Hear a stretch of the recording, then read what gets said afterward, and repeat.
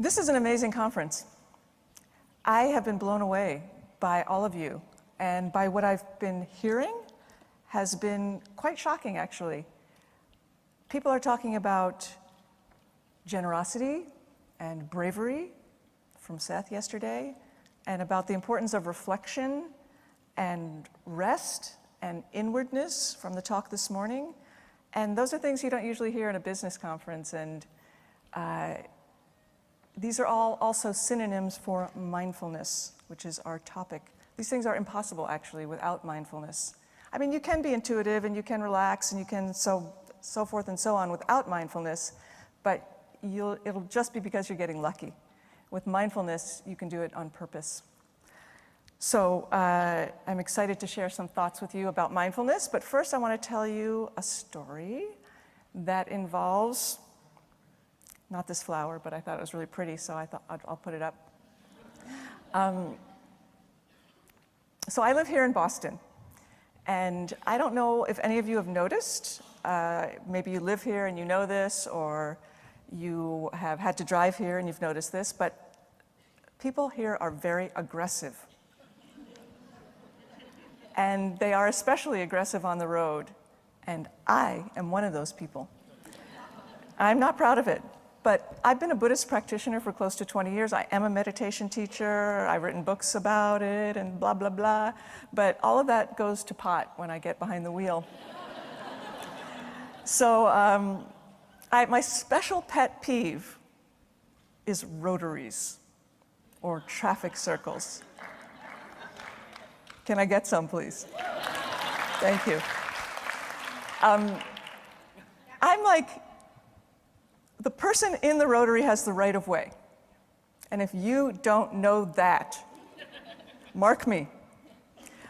So every time I approach a rotary, I'm like, who's gonna F with me? Who's not gonna know the rules of the rotary? Is it you? Is it you? Because bring it. So one morning, it's so stupid. One morning, I'm out driving, going to the supermarket, Whole Foods, and it's like Saturday at 9 a.m., and I'm approaching the rotary. Nobody. This could work out this time. I get in the rotary, I look around, I'm like, this is good, this is good. Boom! This like Buick comes out of nowhere and just cuts me off, and I have to veer to the other lane, and I just lose it. I lose it. I start honking at them and giving them the finger, and I get right up on their tail. And I'm just gone insane. And they pull into the parking lot. I pull in right behind them. Happened to be the parking lot of Whole Foods, and I'm like, these are my people. You cannot F with me in the parking lot of a Whole Foods. So I pull up right beside her, or I pull up right beside the car, I should say, because I don't know who's in there. And I point at the person, I go, you, put down your window. What am I gonna say? I have no idea. The window goes down. I look in the car, and there's a woman who appears to be from another country, and she is terrified. And in the back of the car is her baby, who is crying. And I look at them, and I'm like, I did this to you. I look at her, and I'm about to go, but suddenly everything just drops, and I go, I'm sorry. I'm so sorry. And she very intelligently rolled her window up and drove away. But I have never forgotten that moment where it was the meeting of the eyes and the recollection of each other's humanity that caused this whole crazy trip to just dissolve.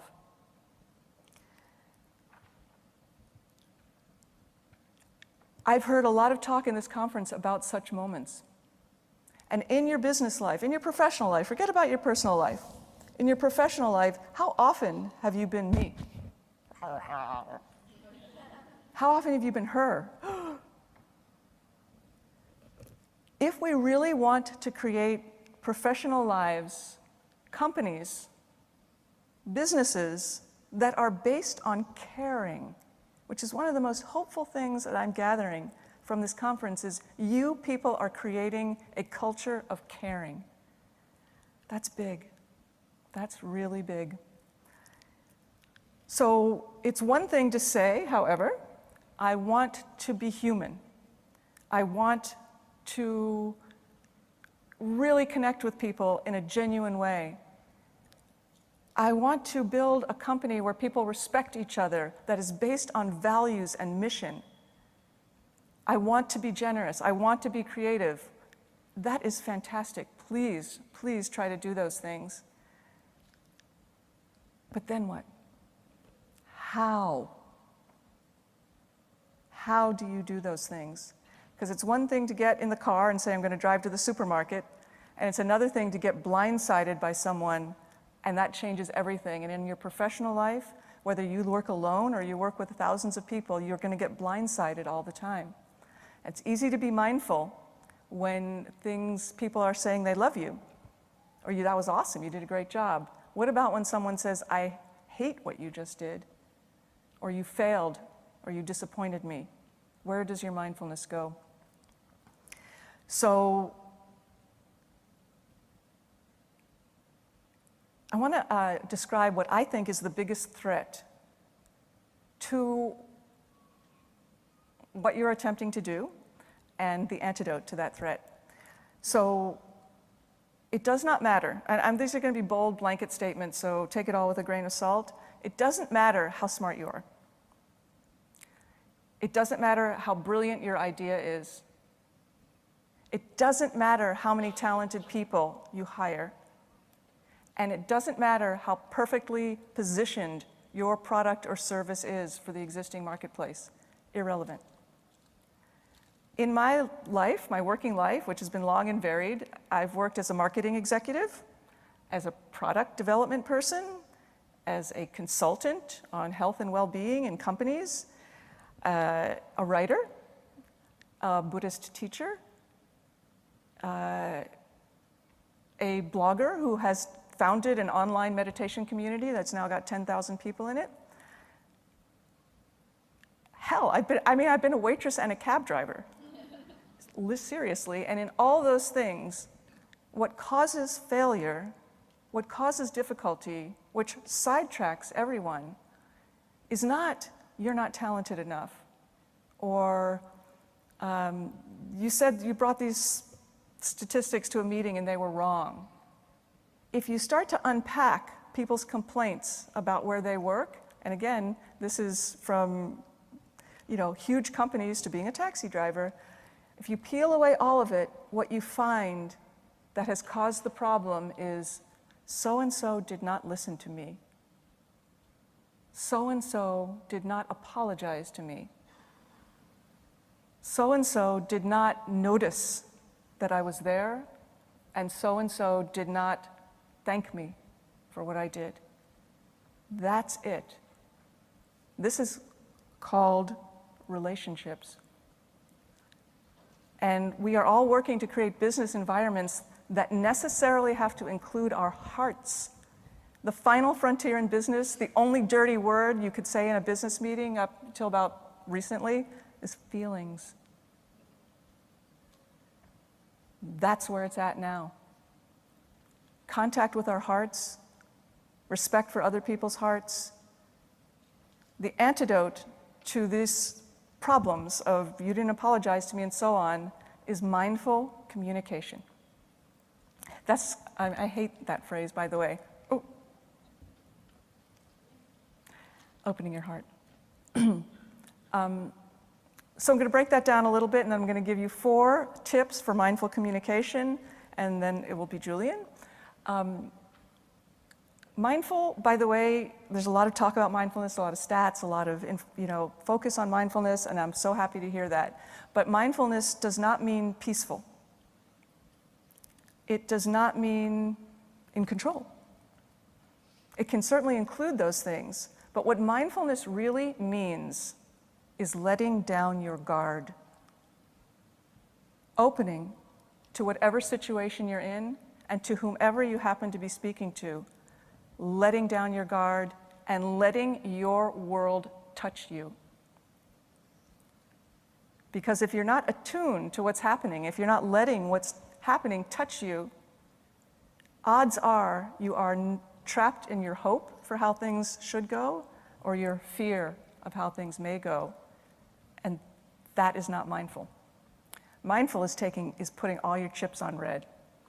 Mindful is saying, whatever happens, I'm going to show up for it. And if I feel if I am happy, I'm going to be completely happy, completely confused, and completely brilliant person that I am in every moment. So I just want to dispel any thought that mindfulness means peaceful. And then communication is so interesting because most communications are sequential monologues. I make my talk, you make your talk, and so on. But the space between us, a third thing enters every communication, that is us. That's why it feels one way to tell your ideas to your mother and another way to tell your ideas to your boss, because the space changes. You are the same, the ideas are the same, the space changes. Attunement to that space is the source of skillfulness in conversation. Does that make sense? Are you with me? Yeah. Does this sound like mindful, what you came to hear about, basically? Okay. So here, as a Buddhist practitioner, these are ancient teachings, actually, thousands of years old, but they're completely modern at the same time. I'm going to offer you 4 tips for mindful communication. And they may sound obvious, they may not. The first tip is called timing. Timing means knowing when to speak and knowing when to shut up. This is a highly underrated skill. Allowing the space. Choose to have timing in what you want to say. You have to be super aware of the person or the room that you're with, the person you're talking to or the room that you're in. Timing. That's pretty obvious. The second one is called listening. And that may sound very cliche, but I used to have a boyfriend a long time ago named Mark Kreiser, who identified the Kreiser syndrome, which was when you use the time that I am talking to think of what you are going to say next. And that is what most of us are doing in conversation. Listening means dropping that completely and literally giving yourself to the person that you are talking to, giving them your full attention, not holding back. That's actually quite scary. Listening is very brave, okay? My favorite definition of listening is to cease thinking what your thoughts and to start thinking my thoughts. Because that's what you have to do to listen. The third is crazy. It's called agendalessness. We all have an agenda when we're having a business communication, but in order to have that communication be genuine, you have to drop your agenda. The way to drop your agenda is to be curious. I'm speeding up a little bit because I only have a few more minutes. And the fourth is called confidence. We all know when we're listening to someone who is confident. And to have confidence is very simple. It doesn't mean you have to believe in yourself. It doesn't mean you have to think you are the best. It doesn't mean you have to be certain of what you know. Here is the way, guaranteed, to generate confidence. Are you ready? Place your attention on maximizing the other person's position. That is a position of power. Often when we're in business, we feel powerless, especially when we're trying to sell something or trying to get someone to buy something from us. We're asking for something, and that can feel powerless because we're waiting for the yes or the no. But when you seek to maximize the other person's position, to thinking about them, give them what they need, you suddenly take the seat of power in whatever communication you're in.